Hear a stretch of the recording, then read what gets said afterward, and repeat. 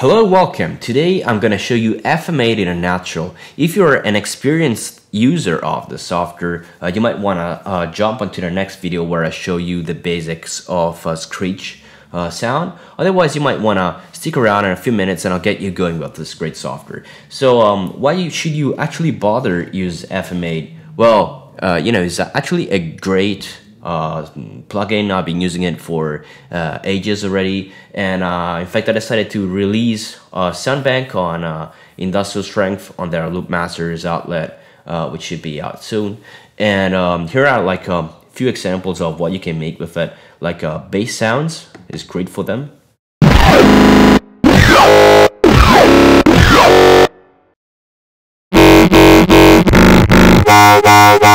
But obviously also screech sounds as well, like so.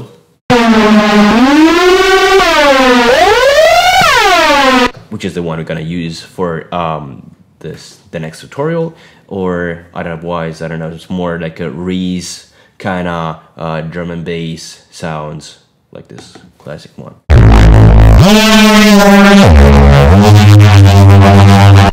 Or, the kind of more self-oscillating narrow stuff.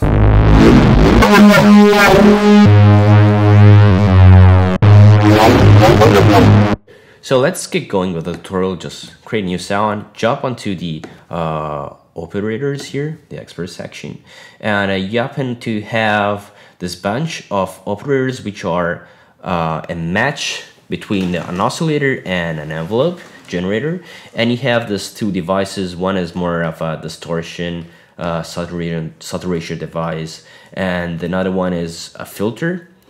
So let's start with this first. To enable any of these operators, just like option click or control click on them. There you go. And you can change the shape of the oscillator, like clicking here, and you can see all the shapes. I'm just gonna use a sawtooth here. Not very interesting yet. And just use a sine to modulate the sound. So now the basics of FM is that you have a carrier, which is this one, which basically carries out the signal, and you got a modulator which modulates the signal of this oscillator. You just click here, and here you decide the amount of frequency modulation you're gonna apply onto this next operator. And here you have the ratio where you decide if you're using harmonic content, like multiples of 1, and so, or inharmonic content, you basically sort of like offset this parameter to create some interesting effects. You can hear the difference here. You can make it even more interesting by changing this parameter.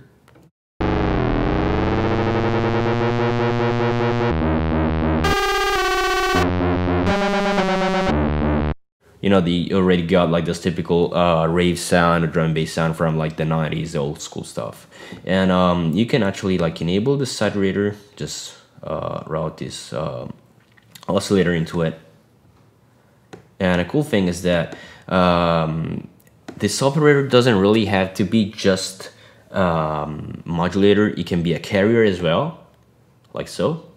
In this case, it's just gonna use it as a modulator. And a cool thing about this modulation matrix is that you can decide to route an operator into itself, basically, like so, creating some interesting cool feedback effects, or just route it back into its modulator. Although I recommend you keep an eye on the screen, because like if you start having like too much harmonic content, you might end up with some unpleasant white noise kind of stuff, like so we don't want this. So, and next thing I want to talk about is envelopes. So every operator has these envelopes, and let's say that we want to apply this envelope onto the modulator. So we choose this attack decay envelope generator, just like preset. You can actually like edit these sounds by just like option clicking. You can add like all the point you want, and you wanna like tempo sync, and it's gonna tempo sync. But in this case, just like reset it and use a simple attack decay. And let's tempo sync it, and let's say we want to go here and we want to adjust the curve of this one like so. And let's say that we want to route this thing onto this filter, which is gonna go back into the saturator, and we want to use it maybe as a band pass. So we just use it the combination of low pass here with a high pass. So we just, there you go. And now one of the cool features with this envelopes is that you can decide, for instance, to take this envelope and to make the Z, the Z operator, a slave onto this envelope. So it just copies it, and if I change it, the Z just moves along with it without me having to touch anything. Like here on the Z, you gotta decide how much envelope, how much is gonna follow the envelope.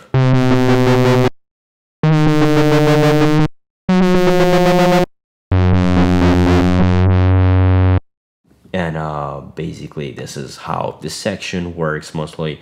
You can also jump into the section. I don't really use it much. It's basically for the key scaling, and if you wanna change like the key tracking of the filter here, basically, as you know, each semitone has a different frequency, and the filter which will kinda try to follow it, but maybe sometimes you don't want it to follow, so you could just like set it in a way that it doesn't follow it anymore.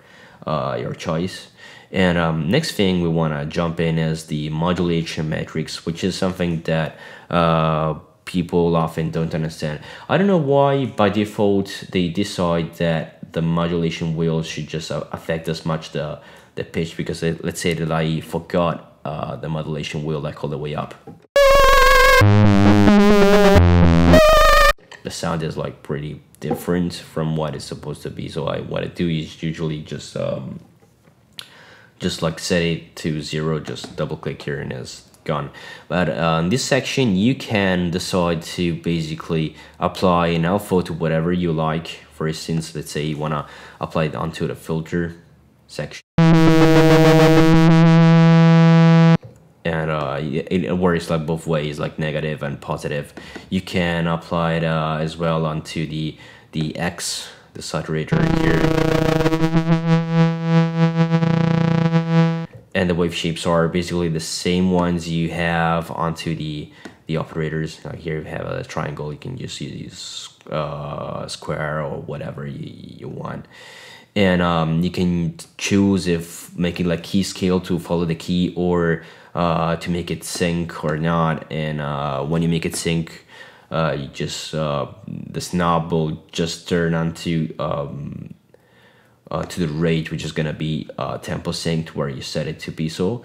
And what else? Oh yeah, the spectrum is pretty handy. Basically, like makes you look, it gives you gives an impression of how the wave of the sound will look like. Let's say we decide to change the symmetry of the distortion, counting the bass, and we jump back here into the spectrum, and you see this is reported on the spectrum, and the harmonic content also is more in detail here.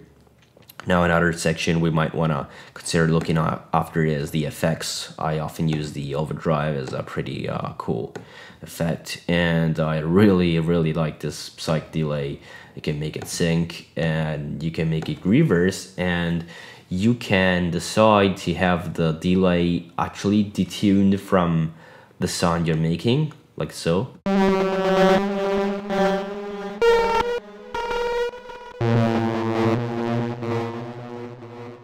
Yeah, which is like pretty crazy. One of the drawbacks of this software is that you cannot really choose the order into which the sound is processed. It just has to go like let's say through this, and then you apply this. It's gonna go like so. You cannot decide to actually change the order of this effects, but you can decide the amount, like if it's gonna be in parallel or just like fully wet or fully dry. And this is all you get to choose. But considering that these effects are integrated onto this plugin, they're already pretty amazing, really. And the next section I want to jump onto is the master section, where you have basically, here is the transpose of the semitones. Let's say you wanna just make it an octave lower, it's just gonna be like 12 semitones.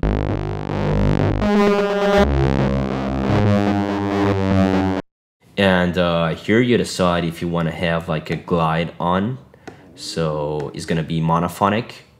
And here to make it, it really has some very cool possibilities for detuning. So let's say we make a higher number of voices, set it to monophonic, and here you got a detune.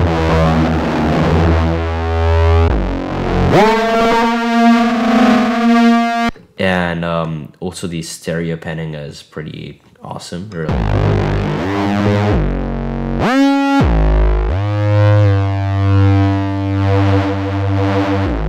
And you have this the quality section. Basically with analog you add a controlled amount of disorder in the sound. Digital is kind of like a redux, or yeah, that's kind of a lo-fi digital effect onto the sound if you want to apply it. And obviously here's the BPM. Usually by default, if you're using a DAW, this will just like be clocked on what you're doing with your DAW. Let's say like your 150 BPM, this is gonna be slave onto the DAW, is gonna go on like 150. And next section we want to check out is the easy morph. Now basically here you might wanna load like 4 different patches, or maybe like 4 variation of the different patch, and by moving this part you can basically like morph between one another.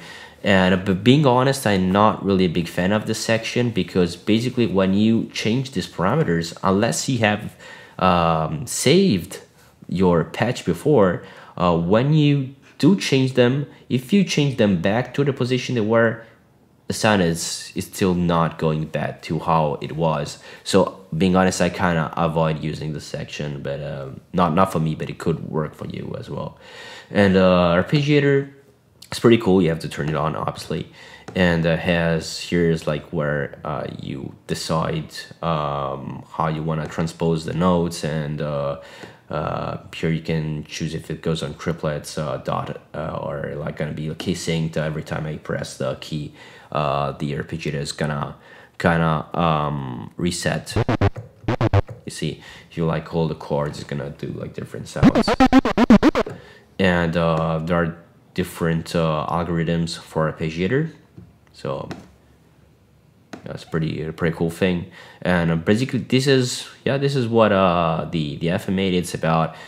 Just gotta like work with it. You can make really crazy stuff. I mean, considering this is just like 2 oscillators and 1 oscillator outputting, and just using the integrated effects, this sound is like pretty cool already. And you'll see what we end up with the next tutorial. I hope to find you soon on my YouTube channel, on Facebook, and talk to you soon.